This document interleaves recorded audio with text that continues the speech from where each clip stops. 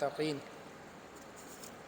والصلاة والسلام على سيد الأنبياء والمرسلين نبينا محمد صلی اللہ علیہ وسلم خاتم النبیین وعلى آلہ واصحابہ وازواجہ الطیبین الطاہرین ومن تبعہم بإحسان الی یوم الدین، اما بعد۔ آج کی تراویح میں 7واں سپارہ مکمل تلاوت کیا گیا ہے۔ اس کے ابتدائی حصے میں سورہ المائدہ تا آخری حصہ ہے جو تقریباً 1 پاؤ سے زیادہ ہے، اور باقی 3 پاؤ کے قریب اس میں سورہ انعام ہے۔ کل کی نشست میں سورہ مائدہ کے متعلق ابتدائی باتیں آپ کے گوش گزار کر دی تھی۔ یہاں جو 7واں سپارہ شروع ہو رہا ہے، وَإِذَا سَمِعُوا مَا أُنزِلَ إِلَى الرَّسُولِ تَرَىٰ أَعْيُنَهُمْ تَفِيضُ مِنَ الدَّمْعِ مِمَّا عَرَفُوا مِنَ الْحَقِّ۔ یہ ان کا واقعہ ہے ان صاحبان حق کا کہ جنہوں نے قرآن سن کر اسلام قبول کر لیا تھا، اور اللہ نے یہ واقعہ ہمیشہ کے لیے قرآن مجید کے اندر محفوظ کر دیا۔ آپ جانتے ہیں کہ مسلمان مشرکین مکہ کے مظالم سے تنگ تھے، تو اللہ کے نبی نے ان کو حبشہ کی جانب بھیج دیا، 70 افراد کو تقریباً۔ ایتھوپیا جس کا موجودہ نام ہے، وہاں عیسائی گورنمنٹ تھی، مملکت عیسائی تھی، نجاشی بادشاہ تھا، اور اس نے پناہ دے دی۔ پیچھے سے مشرکین مکہ نے اپنا وفد بھیج دیا، ایک سفارتی وفد، اور انہوں نے جا کر نجاشی سے کہا کہ یہ لوگ ہمارے دین کے باغی ہیں، یہ قریشی ہیں، ان کو ہمارے حوالے کرو تاکہ ہم ان کو واپس لے کر جائیں۔ تو اس انصاف پسند بادشاہ نے کہا کہ ایسے کیسے میں حوالے کر سکتا ہوں؟ جب تک میں ان کا موقف نہیں سنوں گا میں تمہیں نہیں سونپوں گا، تمہارے حوالے نہیں کروں گا۔ چنانچہ دربار میں بلا لیا ان مسلمانوں کو بھی اور ان قریشیوں کو بھی۔ اس موقع پر سیدنا جعفر طیار رضی اللہ تعالیٰ عنہ نے بڑی پر اثر تقریر کی تھی۔ سورہ مریم کی ابتدائی آیتیں پڑھی اور بتایا کہ ہم پہلے کیا کرتے تھے اور اب کیا کر رہے ہیں۔ تو جو قرآن انہوں نے پڑھا سیدنا جعفر نے، تو وہ قرآن سن کر نجاشی کی آنکھوں میں آنسو آ گئے، اور صرف نجاشی ہی نہیں رویا بلکہ دربار میں موجود سارے پادری وہ سب رو پڑے، اور اس نے کلمہ پڑھا، مسلمان ہو گیا۔ یہ قرآن مجید کے الفاظ ہیں کہ جب وہ سنتے ہیں اس قرآن کو جو رسول پر نازل ہوا ہے تو ان کی آنکھیں آنسوؤں سے بہہ پڑتی ہیں، وہ حق کو پہچان لیتے ہیں اور وہ کہتے ہیں ربنا آمنا، اے رب ہمارے ہم ایمان لے آئے، فاکتبنا مع الشاہدین، تو اب ہمیں گواہوں میں لکھ لے کہ ہم نے تیرے نبی کے برحق ہونے کی گواہی دے دی۔ یہ قرآن کا اعجاز ہے۔ قرآن مجید دلوں پر اثر کرتا ہے، شرط یہ ہے کہ اسے دل سے سنا جائے۔ سننا بھی ایک بہت بڑی سعادت کی بات ہے، پڑھنا اس سے بڑی سعادت ہے۔ اگر انسان اس کو سنے، اللہ کے نبی خود سنتے تھے، رسول اللہ صلی اللہ علیہ وسلم، پیچھے سورہ نساء گزری ہے، سورہ نساء سن رہے تھے سیدنا عبداللہ ابن مسعود سے، یعنی اللہ کے نبی صاحب قرآن ہیں، آپ پر قرآن نازل ہوا ہے، لیکن پھر بھی آپ نے کہا کہ عبداللہ تم قرآن پڑھو، میں قرآن سننا چاہتا ہوں۔ اور عبداللہ نے یہی الفاظ کہے کہ اللہ کے نبی آپ پر قرآن نازل ہوا اور میں آپ کے سامنے پڑھوں؟ فرمایا ہاں، میرا دل چاہتا ہے کہ تم پڑھو اور میں سنوں۔ اس طرح صحابہ کی سنت تھی، خاص طور پر سیدنا فاروق اعظم رضی اللہ تعالیٰ عنہ، وہ کسی نہ کسی قاری صحابی کو جو معروف قاری ہوتا، اچھا پڑھنے والا ہوتا، اس کو کہتے ہیں بھائی آگے آؤ، آ کر قرآن پڑھو، اور تمام صحابہ بیٹھ جاتے اور وہ قرآن پڑھتا اور تمام صحابہ سنتے۔ یہ سننا بھی دراصل انسان کے دل کو نرم کرنے کا باعث بنتا ہے، لیکن شرط یہ ہے کہ اس کو کچھ سمجھ میں آتا ہو نا، کہ یہ جو پڑھی جا رہی ہیں اس وقت آیات، اس کا مطلب کیا ہے، مفہوم کیا ہے، اس میں کس چیز کا تذکرہ ہو رہا ہے، اللہ کی نعمت بیان ہو رہی ہے، اللہ کے عذاب کا ذکر ہو رہا ہے، اس میں ہو کیا رہا ہے۔ تو اس لیے اس لیے قرآن مجید کو سننا بھی اللہ کے نبی صلی اللہ علیہ وسلم کی سنت ہے۔ اس کے بعد اللہ تعالیٰ نے یہاں پر ایک اہم ترین معاملہ ہمارا اس کی طرف اشارہ کیا ہے، بلکہ اشارہ کیا، واضح بیان کیا ہے۔ ہم آپس میں بات چیت کرتے ہیں، وعدے معاہدے کرتے ہیں، قول و قرار کرتے ہیں، تو کسی بات کو پختہ کرنے کے لیے قسم کھانی پڑتی ہے، سامنے والا یقین کرنے کے لیے تیار نہیں ہوتا، تو انسان اپنی بات میں وزن پیدا کرنے کے لیے قسم کھا لیتا ہے۔ قسم کھانا جائز ہے، لیکن صرف اللہ کے نام کی۔ رسول اللہ صلی اللہ علیہ وسلم نے منع کر دیا، لا تحلفوا بآبائکم ولا بأمہاتکم۔ اگر کسی مسئلے میں قسم کھانے کی نوبت آ جائے تو کبھی بھی اپنے ماں باپ کی قسم نہیں کھانی۔ من کان حالفا فلیحلف باللہ، جس کو قسم کھانے کی نوبت آ جائے تو وہ صرف اللہ کے نام کی قسم کھائے، او لیصمت، یا پھر خاموش رہے۔ ایک قسم ہوتی ہے جو بات بات پہ منہ سے نکل جاتی ہے، تکیہ کلام کے طور پر، نہیں، اللہ کی قسم بار بار انسان کہتا ہے، اللہ کی قسم، اللہ کی قسم، واللہ واللہ، اس پر مواخذہ نہیں ہوگا۔ لیکن جو قسم انسان ارادتاً کھائے گا، بات کو پختہ کرنے کے لیے کھائے گا، بات میں وزن پیدا کرنے کے لیے کھائے گا، سامنے والے کو یقین دلانے کے لیے کھائے گا، وہ قسم اللہ کے ہاں معتبر ہے۔ اور اگر وہ قسم انسان توڑ دے کہ وقتی طور پر قسم کھا لی اور بعد میں اس کو پورا نہیں کر سکا، تو اللہ تبارک و تعالیٰ نے اس کا پھر کفارہ رکھا ہے۔ جھوٹی قسم تو کبیرہ گناہ ہے، اگر انسان نے جھوٹی قسم کھائی اور توڑ دیا، کفارہ تو اس کا بھی دینا پڑے گا، لیکن اس کی توبہ کرنی پڑے گی، اس لیے کہ وہ کبیرہ گناہ ہے۔ اللہ کبیرہ گناہ بغیر توبہ کے معاف نہیں کرتا۔ یہ سچی قسم ہے، انسان سے ٹوٹ گئی، پورا نہیں کر سکا، تو اس کا اللہ نے کفارہ بیان کیا ہے، فَكَفَّارَتُهُ اِطْعَامُ عَشَرَةِ مساکین، کہ 10 مسکینوں کو کھانا کھلا دو، او کسوتہم، یا 10 مسکینوں کو کپڑا پہنا دو۔ کھانا کھلانا آسان ہے، کپڑا پہنانا ذرا مشکل ہے، سے کپڑا بھی مہنگا، اس کی سلائی بھی مہنگی۔ اگر یہ دونوں کام انسان نہیں کر سکتا تو اللہ نے فرمایا کہ فَمَن لَّمْ يَجِدْ فَصِيَامُ ثَلَاثَةِ أَيَّامٍ۔ ایک اور چیز بھی بیان ہوئی ہے، کھانا کھلانا، کپڑے پہنانا، یا پھر ایک غلام آزاد کرنا۔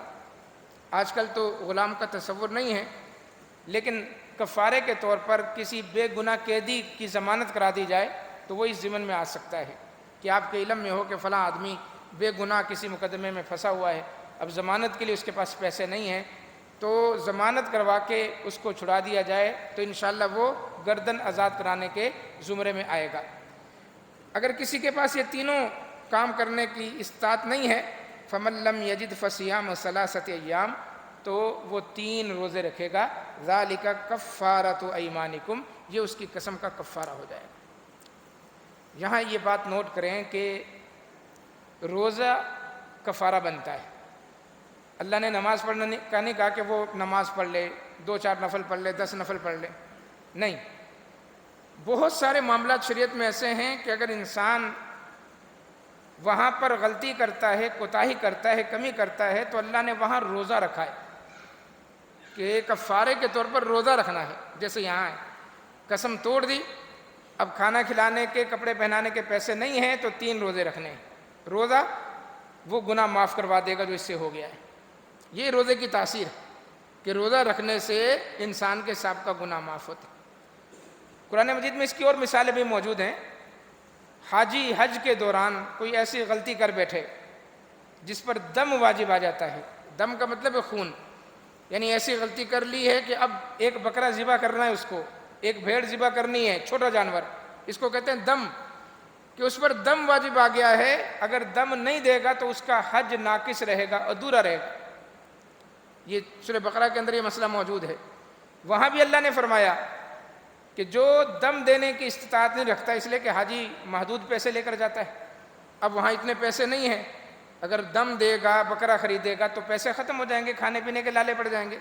تو اللہ نے اتنی آسانی رکھ دی ہے کہ جو مکہ کے رہنے والے نہیں ہیں، وہاں کے مقامی نہیں ہیں، مقامی تو بہر صورت دم ہی دیں گے، اس لیے کہ وہ انتظام کر سکتے ہیں، لیکن جو دنیا کے دوسرے کونے سے، دوسرے ملک سے حج کرنے گیا ہے اور دم اس پر واجب آ گیا ہے اور وہ دم نہیں دے سکتا، تو اللہ نے کہا وہ 10 روزے رکھے، 3 روزے وہیں پر رکھے مکہ میں، اور 7 روزے گھر میں آنے کے بعد رکھے، یہ دم کا کفارہ ہو جائے گا روزہ۔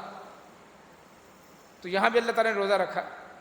اس کے علاوہ قرآن مجید کے اندر مسئلہ زہار بیان ہوا ہے، زہار سورہ مجادلہ کے اندر، کہ اگر کوئی شخص اپنی بیوی کو اپنی ماں کہہ دیتا ہے کہ تو میرے لیے ایسے ہے جیسے میری ماں ہے، تو میرے لیے ایسے ہے جیسے میری بہن ہے، یعنی محرم رشتہ، اور نیت اس کی یہی ہو کہ تو میرے لیے آج سے گویا حرام ہو گئی، تو اگر یہ کلمہ کہہ دیتا ہے تو یہ کلمہ بھی اتنا بڑا گناہ ہے کہ اسے 60 مسکینوں کو کھانا کھلانا ہے۔ کتنے؟ 60 مسکینوں۔ اور اگر 60 مسکینوں کو کھانا نہیں کھلا سکتا ہے تو 60 دن کے روزے رکھنے پہ در پہ اس مسئلے کا، مسئلہ زہار کا، وہاں بھی روزے اللہ تعالیٰ نے کفارے کے طور پر ذکر کی۔ اسی طرح قرآن مجید میں کل ہم نے سورہ نساء پڑھی پرسوں، وہاں یہ ہے کہ کوئی اگر کسی کو قتل کر دے اور دیت دینے کے پیسے نہیں ہیں، دیت 100 اونٹ ہے، قتل کر دیا اس نے، دیت دینے کے پیسے نہیں ہیں، توبہ استغفار کرے، اور قتل اس سے انجانے میں ہوا، جان بوجھ کے نہیں، جان بوجھ کے اگر کسی کو قتل کرے گا وہ تو ہمیشہ کا جہنمی ہے، اچانک گولی چل گئی، مارنے کا ارادہ نہیں تھا، ایسے لڑائی ہو رہی تھی، ایسا کوئی ایسی جگہ مکہ لگ گیا، اس کی جان نکل گئی، انجانے میں کسی کو مار دے تو اللہ کے حضور توبہ کرنے کا طریقہ یہ ہے کہ وہاں پر بھی 60 روزے اللہ تعالیٰ نے رکھنے کا کہا ہے، 2 مہینے کے روزے پے در پہ۔ اسی طرح روزے کے دوران اگر کوئی ازدواجی تعلقات قائم کر لیتا ہے، روزہ بھی ٹوٹ گیا، اور فدیے کے طور پر اس کو 60 مسکینوں کو کھانا کھلانا ہے۔ روزہ ٹوٹ گیا، اب 60 مسکینوں کو کھانا کھلانا ہے۔ وہ ایک شخص آ گیا تھا اللہ کے نبی صلی اللہ علیہ وسلم کے پاس، تو وہاں پر بھی اللہ کے نبی نے اس کو یہ کہا تھا جا کے 60 مسکینوں کو کھانا کھلاؤ، یہ کفارہ ہے۔ اس نے کہا اللہ کے نبی میں بہت غریب ہوں، میرے پاس تو اپنے کھانے کے لیے پیسے نہیں، تو رسول اللہ صلی اللہ علیہ وسلم ہے کہ پھر جا کر 60 روزے رکھو، 2 مہینے کے روزے۔ تو عرض کرنے کا مقصد یہ ہے کہ بہت سارے گناہ ایسے ہیں کہ جن کا کفارہ اللہ نے صرف روزہ رکھا ہے۔ کیوں؟ اس لیے کہ اس روزے کا ثواب ذکر نہیں ہے۔ آپ معروف حدیث سنتے ہیں صحیح بخاری کی کہ اللہ خود فرماتا ہے کہ الصوم لی وانا اجزی بہ، کہ روزہ میرے لیے ہے اور اس کی جزا بھی میں ہی دوں گا، اور اللہ تبارک و تعالیٰ اس کی جزا جیسی چاہے دے۔ روزہ اللہ کے لیے ہے کا مطلب یہ ہے کہ یہ ایسی عبادت ہے کہ جب تک انسان کسی کو بتاتا نہیں ہے پتہ نہیں چلتا کہ میرا روزہ ہے۔ رمضان میں تو الحمدللہ سب کا روزہ ہے، اس کے علاوہ اگر آپ پیر کے دن کا روزہ رکھتے ہیں، جمعرات کا رکھتے ہیں، یا دن میں ہفتے میں کسی اور دن روزہ رکھتے ہیں، آپ کو بتانے کی ضرورت نہیں کسی کو۔ اتنی مخفی عبادت ہے کہ آپ کسی کو جب تک بتائیں گے نہیں پتہ ہی نہیں چلے گا کسی کو، اتنی مخفی عبادت ہے۔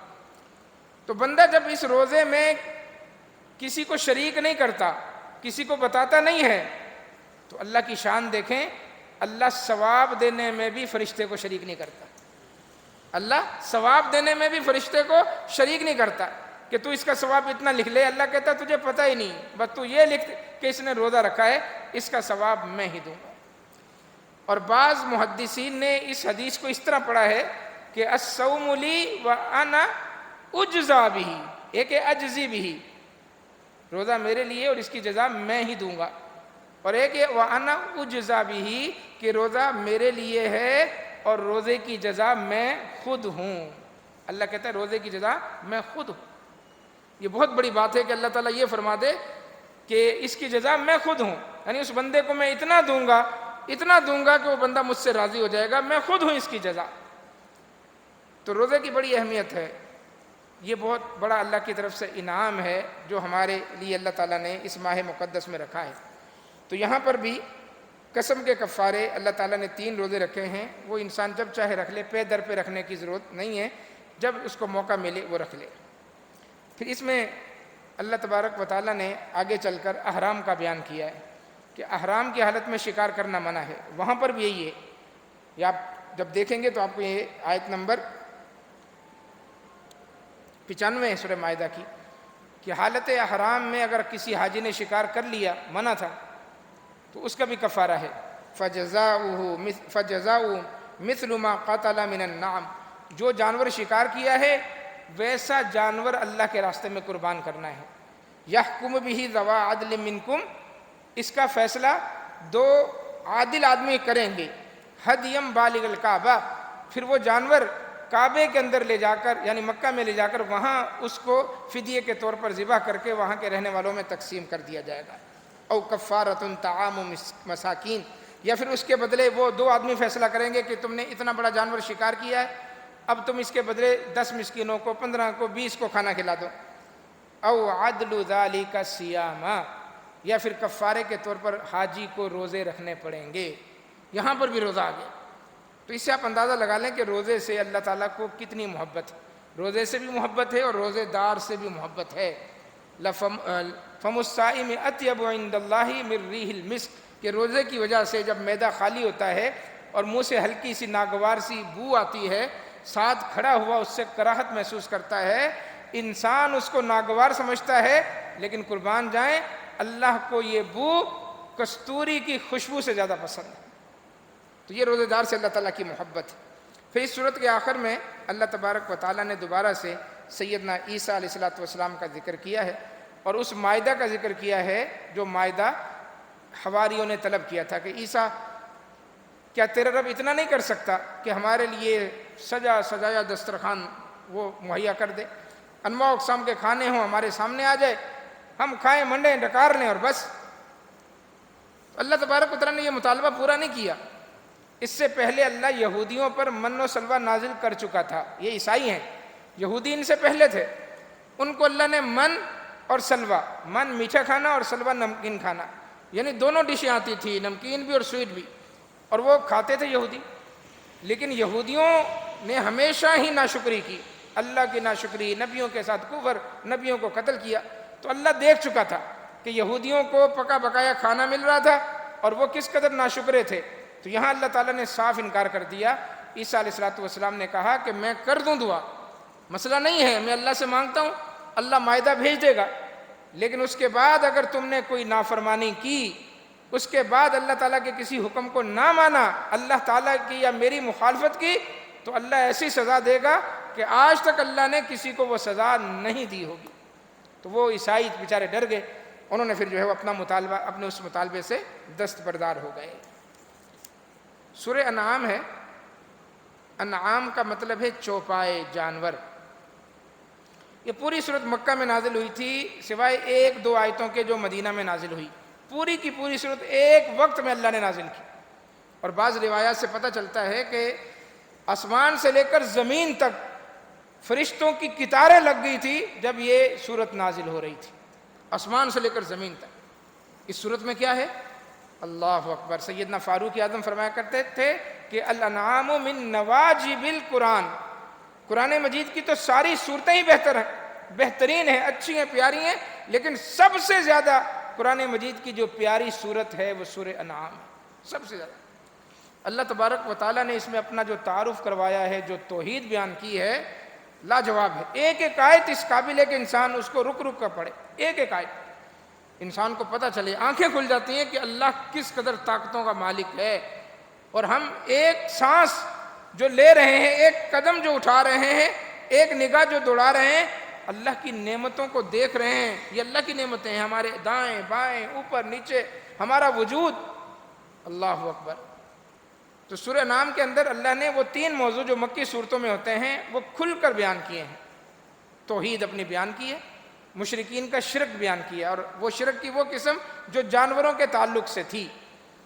ابھی جانور گھابن ہوتی، یعنی وہ جو مادہ ہوتی وہ گھابن ہوتی، پتہ نہیں ہوتا، لیکن پہلے سے منسوب کر دیتے کہ اس کے پیٹ میں جو بچہ ہے یہ حبل کے نام کا ہے، یہ عزا کے نام کا ہے، اپنے بتوں کا نام لے کر پہلے سے ہی وقف کر دیتے، اور جانور کو باقاعدہ لات منات عزا حبل جو بت ہوتے ان کے سامنے لا کر لٹاتے اور کہتے بسم اللہ، یہ لات کے نام کا ہے، یہ منات کے نام کا ہے، ان کا نام لے کر ذبح کرتے اور اس کا سارا خون جمع کر کے اس کو ملتے، اور پھر وہ جانور وہیں پھینک دیتے، جس کو ضرورت ہوتی اٹھا کے لے جاتا۔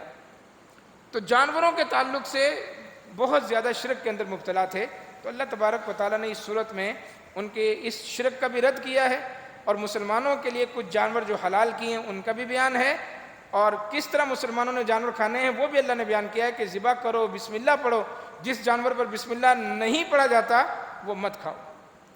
توحید بیان ہوئی ہے، مشرکین کے شرک کا رد ہے۔ اور دوسرا اللہ تعالیٰ نے اس صورت میں ایک ہی رکوع کے اندر 18 نبیوں کے نام لیے، 18 نبیوں کے نام۔ ابھی حافظ صاحب پڑھ رہے تھے تو نماز کے دوران ہی مجھے خیال ہے کہ ویسے ہم کسی کے نام یاد کریں تو آگے پیچھے ہو جائیں، لیکن سبحان اللہ، اللہ تعالیٰ نے جس ترتیب سے نام لیے ہیں ہر حافظ کی زبان پر اس ترتیب سے وہ نام ہوتے ہیں۔ یہ پڑھیں آپ، اس میں جو رکوع ہے 18 نبیوں کے نام۔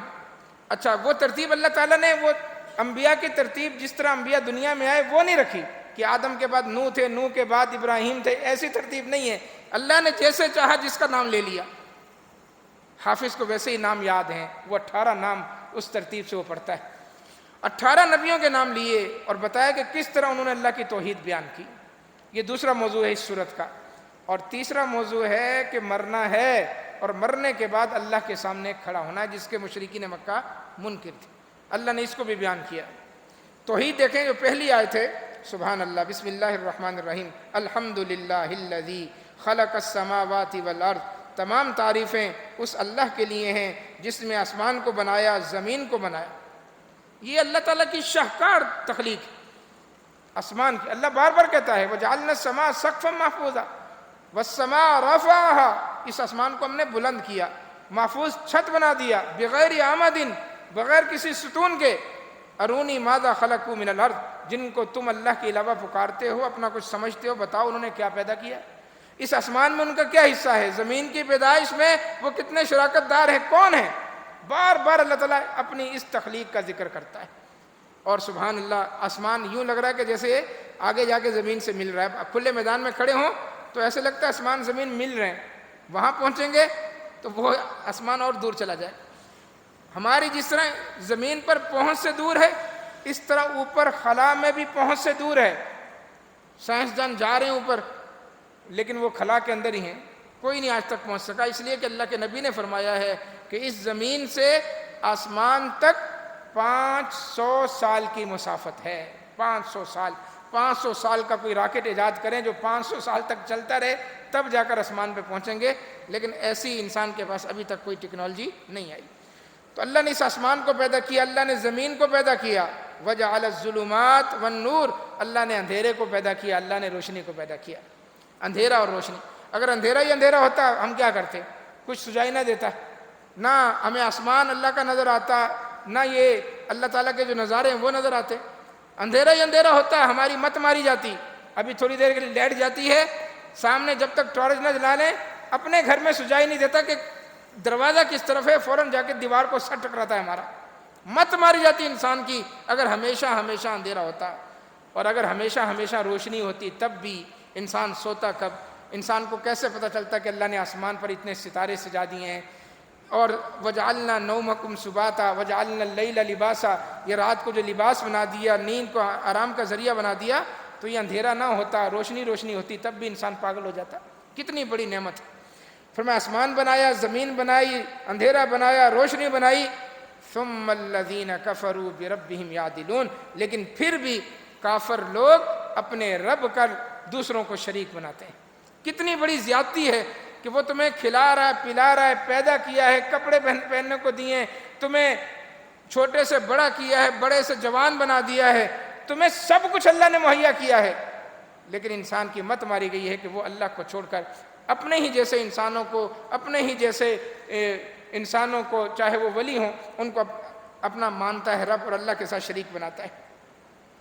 تو بہرحال اس ایک آیت سے آپ اندازہ لگا لیں کہ اس صورت میں کیا ہوگا۔ دل تو کر رہا ہے کہ ایک ایک آیت اس کا ترجمے کے ساتھ آپ کو سناؤں کہ اللہ تعالیٰ کیا کیا بیان کر رہا ہے، لیکن وقت مختصر ہے۔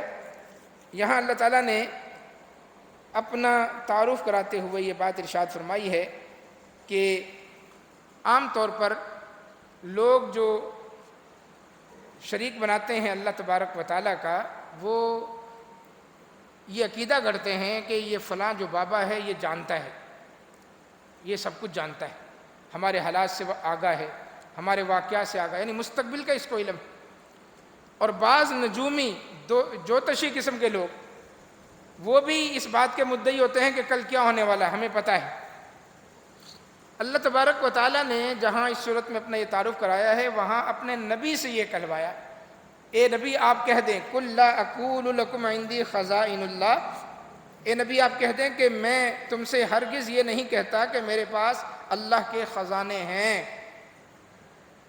نبی علیہ الصلوۃ والسلام اللہ کے نیک بندے تھے، سب سے نیک بندے تھے۔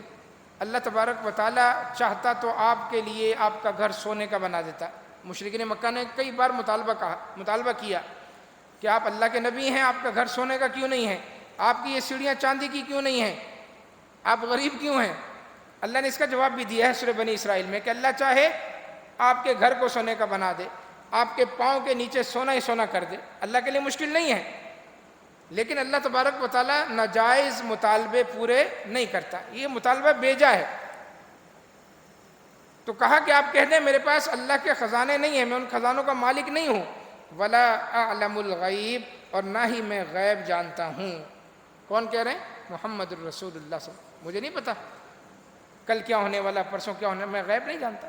آج بھی کچھ مسلمان اس بات کے مدعی کہ اللہ کے نبی کیا تھے؟ عالم الغیب تھے، آپ کو سب پتہ ہوتا تھا۔ تو قرآن مجید کی یہ آیت ہے، اس کے علاوہ رسول اللہ صلی اللہ علیہ وسلم کی زندگی کے واقعات ہیں بے شمار۔ لوگ آئے اللہ کے نبی کے پاس، کہا اللہ کے نبی ہم نئے نئے مسلمان ہوئے ہیں، ہمیں کچھ حافظ چاہیے جو ہمارے قبیلے میں جائیں، بڑی تعداد قبیلے میں بچوں کو، عورتوں کو، اور ہمیں قرآن پڑھانے کے لیے حافظ بھیجیں آپ۔ اللہ کے نبی نے 70 حافظ، اس وقت کے 70 حافظ ان کے ساتھ روانہ کر دیے۔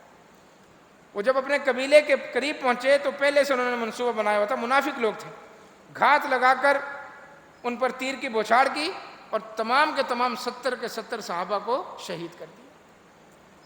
اب بتائیں اللہ کے نبی صلی اللہ علیہ وسلم کو پتہ تھا اس بات کا کہ یہ لوگ دھوکے سے جا کر میرے ان صحابہ کو جو قرآن کے حافظ ہیں، قاری، عالم ہیں، شہید کر دیں گے؟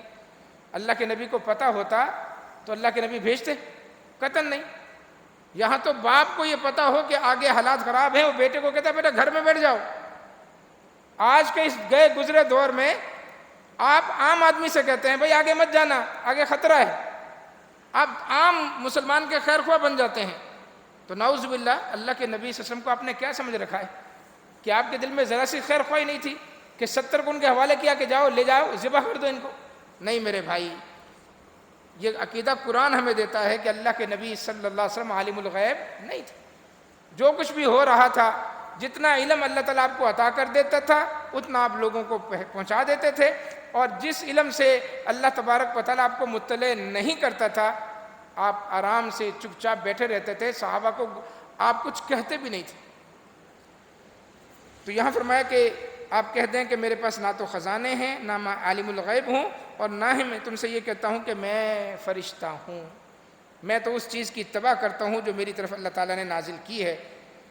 اس کے علاوہ اللہ تبارک تعالیٰ کا تعارف بھی ہے، اور وہ تعارف کی جو آیت ہے وہ بھی عظیم الشان آیت ہے کہ اللہ تبارک و تعالیٰ ہی کے پاس ہر قسم کے خزانے ہیں۔ وَعِندَهُ مَفَاتِحُ الْغَيْبِ لَا يَعْلَمُهَا إِلَّا هُوَ، غیب کی چابیاں اللہ کے پاس ہیں، کنجیاں اللہ کے پاس ہیں، اللہ کے علاوہ غیب کو کوئی نہیں جانتا۔ وَيَعْلَمُ مَا فِي السَّمَاوَاتِ وَالْأَرْضِ، اللہ تبارک و تعالیٰ کا علم اتنا ہے کہ آسمان میں جو کچھ ہے وہ بھی اللہ کو پتہ ہے، جو کچھ زمین میں ہے وہ بھی اللہ کو پتہ ہے۔ آگے مزید اللہ نے اس بات کو اور کھولا، وَمَا تَسْقُطُ مِن وَرَقَةٍ إِلَّا يَعْلَمُهَا، اللہ کہتا ہے کہ درخت تمہاری آنکھوں کے سامنے ہیں، گلی محلوں میں درخت ہیں، جنگلات بھرے ہوئے درختوں سے، پہاڑوں کے اوپر درخت اگے ہوئے ہیں، اتنے درخت ہیں، اللہ کو درختوں کا بھی پتہ ہے، درختوں پر لگے ہوئے پتوں کا بھی پتہ ہے، اور اتنا اس کو علم ہے کہ کسی درخت سے کوئی پتا بھی گرتا ہے اللہ کو اس کا بھی پتہ ہوتا ہے کہ اس وقت فلاں جگہ پر فلاں درخت سے ایک پتا گرا ہے۔ یہ اللہ تعالیٰ کے علم ہے۔ وَلَا حَبَّةٍ فِي ظُلُمَاتِ الْأَرْضِ وَلَا رَطْبٍ وَلَا يَابِسٍ إِلَّا فِي كِتَابٍ مُبِينٍ، اور تم دانے پھینکتے ہو، آپ نے ہاریوں کو دیکھا ہے، زمین نرم کرنے کے بعد وہ گندم پیچھے بوری میں ہاتھ ڈالتے ہیں، مٹھی بھرتے ہیں اور ایسے پھینک دیتے ہیں، ان کو نہیں پتا کہ ہماری مٹھی میں کتنے دانے ہیں، اللہ کو پتہ ہے۔ بوری آ جاتی ہے ہمارے پاس بھری ہوئی، 2.5 من کی بوری ہے گندم کی ہے، 2.5 من کی دال کی بوری ہے، آج تک کسی نے نہیں گنے کہ اس میں چاول کے کتنے دانے بوری میں، اس میں گندم کے کتنے دانے ہیں، اس میں دال کے کتنے دانے ہیں، اللہ کو پتہ ہے، اللہ کو پتہ ہے۔ ولا حبہ، حبہ کہتے ہیں اناج کو، اناج کے کتنے دانے ہیں، اناج جب کسان پھینکتا ہے تب بھی اللہ کو پتہ ہے، پھر جب وہ سٹا بنتا ہے اس سٹے میں کتنے دانے ہیں وہ بھی اللہ کو پتہ ہے، پھر جب اس کی کٹائی اور صفائی ہوتی ہے اور بوریوں میں اور تھیلوں کے اندر وہ دانے پیک ہوتے ہیں، تب بھی اللہ کو پتہ ہوتا ہے کہ کس تھیلی میں کتنے دانے ہیں۔ یہ اللہ تعالیٰ کا علم ہے۔ لا یذل ربی ولا ینسا، اور اللہ تبارک و تعالیٰ کا علم ازلی ہے، ابدی ہے۔ اللہ کبھی نہ کوئی بھولتا ہے، اور نہ ہی اللہ تبارک و تعالیٰ کا علم اللہ تعالیٰ سے محو ہوتا ہے۔ تیسرا جو عقیدہ ہے وہ ہے معاد کا۔ اللہ نے فرمایا وَلَوْ تَرَىٰ إِذِ الظَّالِمُونَ فِي غَمَرَاتِ الْمَوْتِ، کاش ان کو یقین نہیں آ رہا کہ ہم نے مرنا ہے، مرنے کے بعد زندہ ہونا ہے۔ مرنے کے بعد زندہ ہونا تو دور کی بات ہے، کاش کہ یہ کسی کو مرتا ہوا دیکھیں۔ غمرات الموت، انسان جب موت کے نشے میں ہوتا ہے، موت کے سکتے میں ہوتا ہے، والملائکۃ باسطوا ایدیہم، اور فرشتے اپنے پر پھیلا کر، اپنے ہاتھ پھیلا کر آئے ہوتے ہیں، اخرجوا انفسکم، فرشتے اس وقت مار رہے ہوتے ہیں، یضربون وجوہہم وادبارہم، پھر اس وقت اس کی پیٹھ پر، اس کے چہرے پر فرشتے تھپڑے مار رہے ہوتے ہیں، اور فرشتے کہہ رہے ہوتے ہیں اخرجوا انفسکم، نکالو اپنی جان نکالو۔ یہ جو مرنے کا منظر ہوتا ہے یہ بھی انسان کے لیے درس عبرت ہوتا ہے۔ بعض لوگوں کی موت بڑی آسانی سے آ جاتی ہے، آپ دیکھتے ہیں کہ ہاتھ میں ہی جان نکل جاتی، پتہ ہی نہیں چلتا، ہاتھ میں جان نکل جاتی، آپ کے سامنے لیٹے ہوتے ہیں، پتہ نہیں چلتا۔ مولانا محمد حیات الاشعری 135 سال کی عمر میں جو فوت ہوئے، یہاں حیدرآباد میں رہ رہے تھے آخری عمر میں، مدرسہ تعلیم القرآن اور حدیث کمن آباد میں، اور طلبہ ان کے پاس پھر ان کی خدمت کر رہے تھے، تو ایسے چادر لی ہوئی تھی، جیسے ہچکی آتی ہے انسان کو، ہچکی کی آواز آئی ہے، تو طالب علم سمجھ نہیں سکا کہ کیا تھی، اور کافی دیر گزر گئی، جب انہوں نے کوئی حرکت نہیں کی، کپڑا چہرے سے ہٹایا تو وہ تو فوت ہو چکے، اور مسکراتے ہوئے چہرے کے ساتھ، پتہ ہی نہیں چلتا۔ اللہ کے نبی نے مثال دی، فرمایا کہ مومنوں کی روح ایسے نکلتی ہے جیسے چمڑے والا مشکیزہ، اس کا بندھن کھول دیا جائے، چمڑے کا مشکیزہ، اس کا بندھن کھول دیا جائے، اور سارا پانی، یعنی وہ صاف جگہ پر پڑا ہو مشکیزہ، اس کا بندھن کھولیں آپ، خود بخود سارا پانی نکل جاتا ہے، مشکیزہ اٹھانا بھی نہیں پڑتا، بندھن کھلا ہے، پانی بہنا شروع ہو جاتا ہے۔ فرمایا مومن کی مثال ایسی ہی ہے کہ اس کی روح ایسے نکلتی ہے کہ کسی نے بندھن کھولا اور روح نکل گئی اس کے آرام سے۔ اور کافر کی اللہ کے نبی نے مثال دی کہ کافر کی جان ایسے نکالتے ہیں جس طرح تم میں سے کوئی بکرا ذبح کر کے اس کی کھال کھینچتا ہے، کھال کھینچ کھینچ کے جیسے آپ کرتے ہیں نا، جس طرح کھال کھینچی جاتی ہے جانور کی، اس طرح۔ اور ابتدا کہاں سے ہوتی ہے؟ ابتدا انگوٹھے کی طرف سے ہوتی ہے، یہاں سے اس کی جان نکل رہی ہوتی ہے، لاتے ہیں، کبھی اس گھٹنوں میں چھوڑ دیتے ہیں، کبھی اس جگہ پہ چھوڑ دیتے ہیں فرشتے، کبھی یہاں آ کر پھنس جاتی ہے حلق میں، جس کو کہتے ہیں ہنسلی میں پھنس گئی جان، اور پھر آخر میں یہاں سے اوپر لے جاتے ہیں، اور آنکھیں پھر تعاقب کر رہی ہوتی ہیں، اس کی آنکھیں جس کو کہتے ہیں الٹی ہو گئی، وہ یہی الٹی ہوتی ہیں کہ اس روح کا تعاقب کر رہی ہوتی ہیں۔ اللہ کے نبی صلی اللہ علیہ وسلم سیدنا ابو سلمہ کے پاس آئے جن کا انتقال ہو چکا تھا، ان کی آنکھیں ایسی کھلی ہوئی تھی، اللہ کے نبی نے فوراً آ کر آنکھیں بند کر دی۔ آپ نے فرمایا کہ جب روح نکلتی ہے تو یہ آنکھیں روح کا تعاقب کرتی ہیں، لہذا فوراً آنکھیں بند کر دو، اس لیے کہ چند لمحوں کے بعد وہ جسم جو بے جان ہوا ہے وہ اکڑنا شروع ہو جاتا ہے۔ اگر اس سے پہلے اپنے ہاتھ پاؤں صحیح نہیں کیے، آنکھیں بند نہیں کی، منہ بند نہیں کیا، تو پھر عجیب سی ایک ڈراؤنی شکل انسان کی بن جاتی ہے، اور زیادہ انسان کو خوف آتا ہے۔ تو جو وہاں پر موجود ہوں جس وقت روح نکلی ہے، تو یہ فرض منصبی ہے، رونے دھونے کے بجائے وہ اس میت کے ساتھ یہ معاملات کریں کہ اس کا جسم سیدھا کر دیں، تکیہ سر سے نیچے نکال دیں اس کا، بہتر تو یہ ہے کہ چارپائی کے بجائے تختے پر یا زمین پر لٹا دیں تاکہ اس کا جسم بالکل صحیح ہو جائے، منہ بند کر دیں، یہاں کپڑا باندھ دیں، آنکھیں بند کر دیں، تو یہ، اور انگوٹھے دونوں پکڑ کے باندھ دیے جائیں تاکہ ٹانگیں بھی اس کی کھلی نہ رہ جائیں۔ یہ سارے معاملات ہیں جو ایک، اس لیے کہ اب وہ فوت ہو گیا ہے، مر گیا ہے، اب وہ کچھ نہیں کر سکتا، اب اس کا جسم صحیح کرنا، اس کو نہلانا، اس کو کپڑے یعنی کفن پہنانا، پھر عزت احترام کے ساتھ اس کی چارپائی پر اس کو لٹانا، پھر چارپائی کو کندھوں پر اٹھانا، حتیٰ کہ تدفین پر، یہ اس کا حق ہے ہر مسلمان کا۔ تو بہرکیف اللہ نے یہ عقیدہ بھی خوب اس میں بیان فرمایا کہ کاش تم دیکھو کہ جب یہ مشرک لوگ جہنم کے کنارے کھڑے ہوں گے، وَلَوْ تَرَىٰ إِذْ وُقِفُوا عَلَى النَّارِ، جو آج منکر ہیں کہ ہم نے مرنا نہیں ہے، کاش وہ منظر بھی دیکھو کہ جہنم کے کنارے کھڑے ہوں گے، اور وہاں پر عجیب منظر ہوگا، فرشتے کہیں گے الیس ھذا بالحق، کیا یہ حق نہیں ہے؟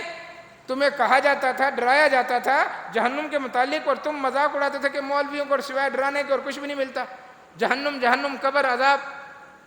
تو الیس ھذا بالحق، فرشتے کہیں گے دیکھو اپنی آنکھوں سے، یہ حق نہیں ہے۔